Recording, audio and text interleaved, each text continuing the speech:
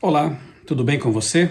Estamos vivendo aí na iminência do início das reuniões da COP26, uma reunião aí que vai envolver líderes mundiais, pessoas de grande influência no planeta, para discutir a questão das mudanças climáticas. Assunto que, como eu já disse em outros vídeos, tenho estudado, acompanhado ao longo de 10 anos, mais de 10 anos aqui em meu canal, em meus inscritos nos blogs criacionismo.com.br e outraleitura.com.br. O primeiro vídeo que eu divulguei sobre esse assunto, ele está aqui no meu canal, data de 2009, quando o assunto ainda não era tão discutido, tão presente nas mídias, nas redes sociais, nos noticiários. Hoje, dia 31 de outubro de 2021, dia da Reforma Protestante, inclusive, a Band News lançou aqui uma reportagem, veiculou uma reportagem bastante interessante com o título exclusivo: Líderes do G20 fecham acordo sobre o clima. Eu quero mostrar para você aqui essa reportagem, depois fazer alguns comentários, porque o que temos visto realmente é uma ampliação desses debates. Inclusive, nesta semana que passou aí, o Papa João Paulo II se reuniu com o presidente norte-americano Joe Biden. Eles tiveram ali uma reunião de 90 minutos, inclusive alguns até perceberam anotaram isso, que foi um recorde aí de tempo. Outros presidentes americanos nunca tiveram tanto tempo assim de reunião com o Papa, um detalhe apenas aí para registrar, e discutiram principalmente a questão das mudanças climáticas. Esses dois líderes mundiais, que representam poderes muito claros ali em Apocalipse 13, nós sabemos disso, as bestas do mar e da terra, estão totalmente alinhados nesse assunto que tem que ver com as mudanças climáticas. Ambos querem dar a sua contribuição para impedir a dita destruição do planeta e do nosso meio ambiente. O Papa já vem falando sobre isso há algum tempo. Em 2015 ele publicou a sua encíclica ambientalista com o título Laudato Si, na qual, se você não sabe ainda, existe uma sessão inteira tratando da questão do descanso dominical como uma proposta para amenizar os efeitos antes era chamado de aquecimento global, agora mudanças climáticas. Algumas autoridades e alguns meios já vêm chamando isso de lockdown climático, domingo climático, domingo verde, enfim, a ideia tem ganhado aí, conquistado terreno e sido bem aceita por vários segmentos da sociedade. E agora vemos aí o G20, que é a reunião dos 20 países mais poderosos aí do mundo, fechando também na questão climática, aí, no assunto da questão climática, já com uma antecipação também daquilo que vai ser decidido na COP26. Estamos aguardando aí com expectativa, vamos ver o que vão decidir, quais serão as decisões efetivas a respeito desse assunto aí. Eu vou mostrar para você aqui então a reportagem e depois a gente comenta um pouquinho aqui sobre o assunto.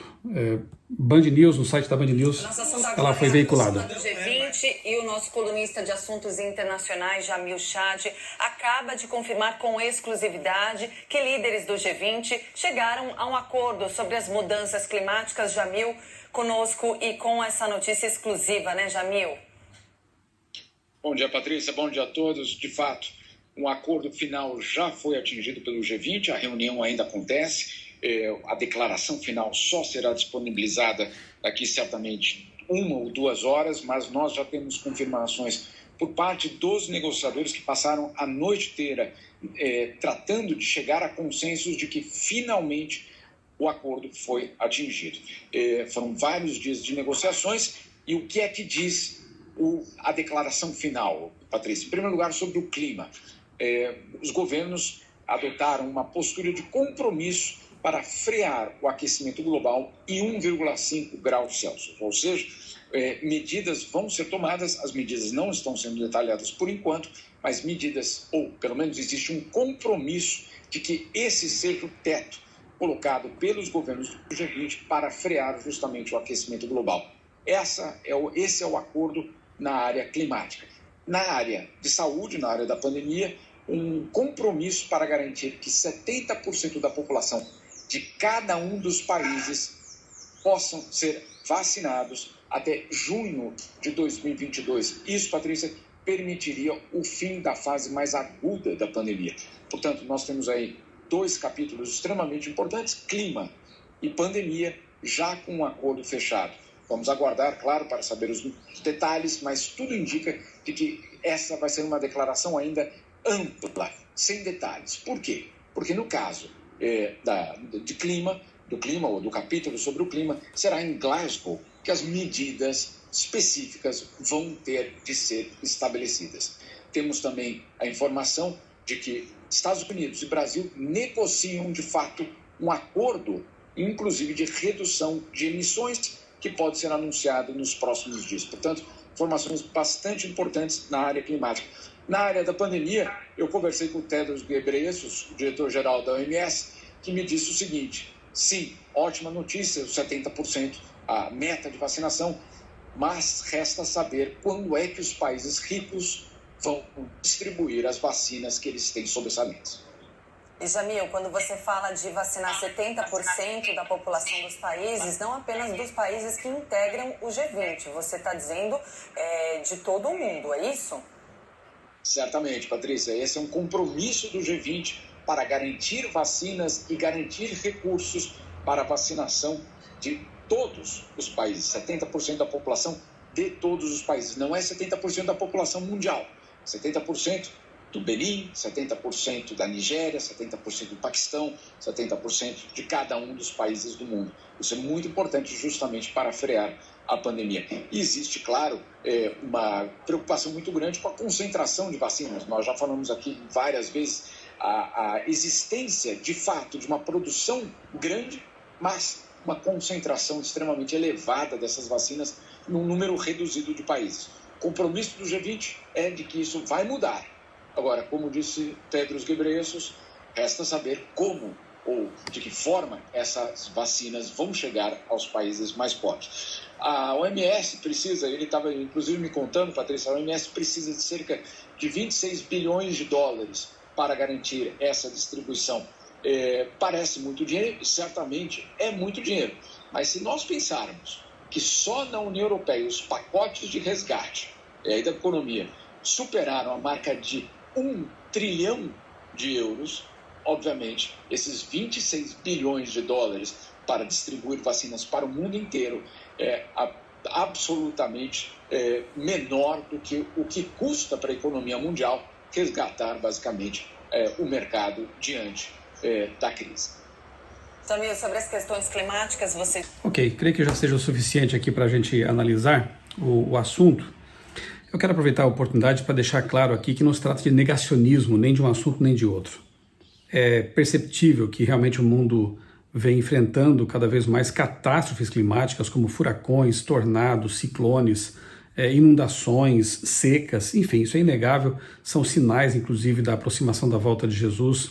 Nós sabemos que à medida que o poder restritivo do Espírito Santo vai sendo retirado da terra, aquilo que no Apocalipse é chamado de a contenção dos ventos pelos 4 anjos, Satanás vai tendo mais liberdade de ação e as tragédias ambientais vão aumentar, o que será também um argumento cada vez mais forte para as decisões que serão tomadas pelas autoridades em relação a essa questão das mudanças climáticas. Então, uma coisa são as tragédias ambientais, as catástrofes ambientais, um fato, e outra é a agenda que vem sendo levada avante, os interesses que estão por trás de certos setores aí, de setores religiosos, políticos, enfim, para fazer avançar ideias, propostas, leis, decretos. São coisas diferentes, mas estão aí interligadas. Na questão da vacina também, eu já tratei aqui no meu canal, inclusive tem um vídeo em que eu mostro ali coronavírus e a relação disso com o decreto dominical, enfim, eu vou deixar também aqui na descrição, repito, alguns links para você conhecer um pouco mais o assunto e aquilo que eu já tratei aqui no canal. Então, uma coisa é a doença que está aí, é fato, é inegável. Outra coisa são vacinas que podem ajudar, sim, no combate a essa pandemia. E outra são o aproveitamento que algumas autoridades fizeram aí dessa emergência mundial para levar avante algumas pautas também, algumas leis, são alguns ensaios, até eu comentei em alguns vídeos que parece um ensaio realmente para coisas que virão, coisas maiores que virão. Decretos, leis, obrigatoriedades, enfim, coisas que podem depois ser usadas de novo e numa escala até maior quando a pauta for, por exemplo, as mudanças climáticas, que para alguns é uma coisa ainda mais grave, mais complicada, perigosa do que a própria pandemia pelo coronavírus aí. Então é bom deixar isso bem claro, separar as coisas, para que não pareça aqui que se trata de um vídeo negacionista, conspiracionista ou coisa parecida. Uma coisa é uma coisa, outra coisa é outra coisa. Agora, ver assim as autoridades mundiais, os representantes dos principais países unidos para defender essa questão e depois ver aí, acompanhar de perto o que a COP26 vai trazer, realmente é bem interessante. Um cenário aí que parece cada vez mais claro para coisas que nós conhecemos, né, de livros como O Grande Conflito, a própria Bíblia. É interessante acompanhar esses desdobramentos aí. Vai ser desse jeito? Vai ser agora? Vai ser assim? Vai ser um decreto assinado ali, a toque de caixa? Não é disso que estamos tratando aqui também. Pode ser, pode não ser, é apenas um cenário que estamos avaliando aqui. Mas é bem interessante. E, como eu disse, ao longo dessa década eu tenho percebido como a coisa tem caminhado, como havíamos imaginado que seria, né? E para que o povo, como diz O Grande Conflito, para que o povo clame por uma lei dominical, é preciso que haja realmente uma situação de medo, de insegurança, e as pessoas querendo de volta a sua segurança, a sua estabilidade, a sua vida normal. Possivelmente por causa dessas coisas haverá um clamor para que nos Estados Unidos, não vai ser na Escócia, não vai ser no Vaticano, também é bom lembrar disso, para que nos Estados Unidos em algum momento haja então a assinatura de uma lei dominical. O propósito será aparentemente uma coisa boa, né? Benéfico, porque vai beneficiar as famílias, os trabalhadores e especialmente o meio ambiente. Mas no fim das contas nós veremos aí se levantar de novo o poder perseguidor, opressor, intolerante que caracterizou os anos 538 a 1798, aqueles anos de perseguição religiosa terríveis. A imagem da besta vai ser levantada uma vez mais no nosso mundo e nós veremos de novo, então, perseguição, decretos que vão cercear liberdades e uma condição que faz tempo não se vê nesse planeta. Estejamos preparados, mantenhamos a nossa comunhão com o nosso Deus, estudando todos os dias a Bíblia Sagrada, orando a Deus, tendo essa amizade com o nosso Criador, com Jesus Cristo, a fim de que estejamos preparados para o que der e vier. Quer seja para a nossa morte, quer seja para a volta de Cristo que se aproxima, estejamos sempre prontos. E que façamos aí aquilo que tem que ser feito, pregar o Evangelho a todas as pessoas, levantar bem forte aí os valores bíblicos, as 3 mensagens angélicas, a principal missão confiada ao povo remanescente nesses últimos dias. Façamos isso e estaremos com certeza preparados para o futuro. Um grande abraço, que Deus abençoe grandemente a sua vida e também a sua família.